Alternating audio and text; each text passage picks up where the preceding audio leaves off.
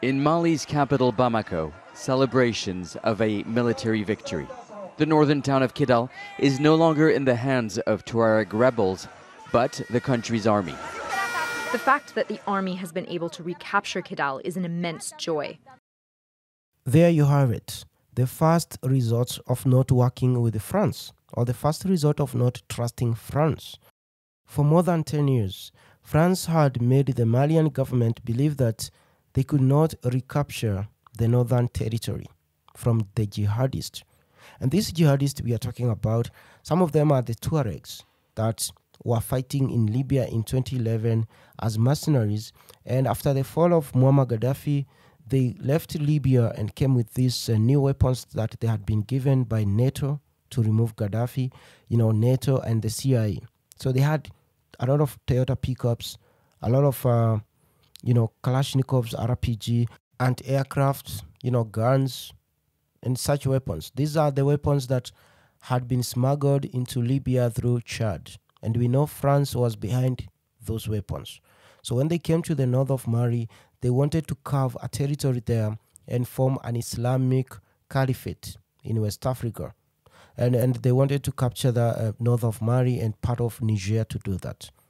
And what followed is that France sent 9,000 troops in 2013 to try to contain these jihadists, the same jihadists that they had created in Libya.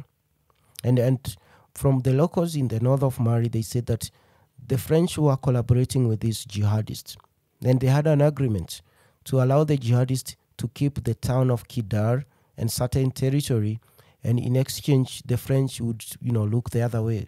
And it is suspected that France would also use these jihadists as weapons or tools, because anytime a country in West Africa went against the French interests or misbehaved, the next day they would find a group of jihadists at their doorstep.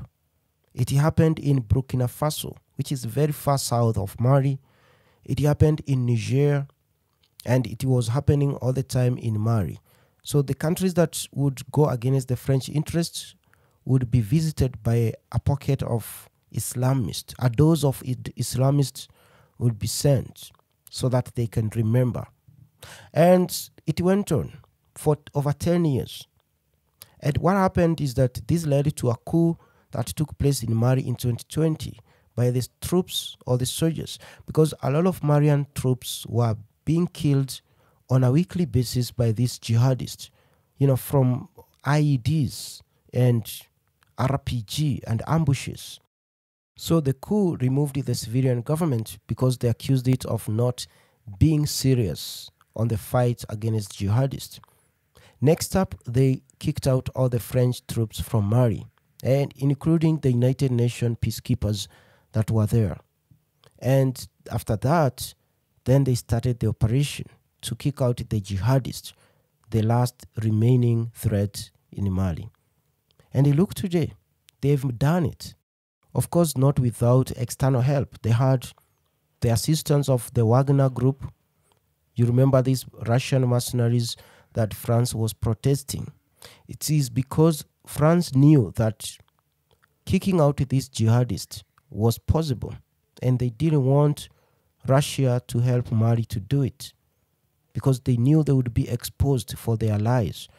For 10 years, France made Mali believe that there's no way they were going to recapture the town of Kidal.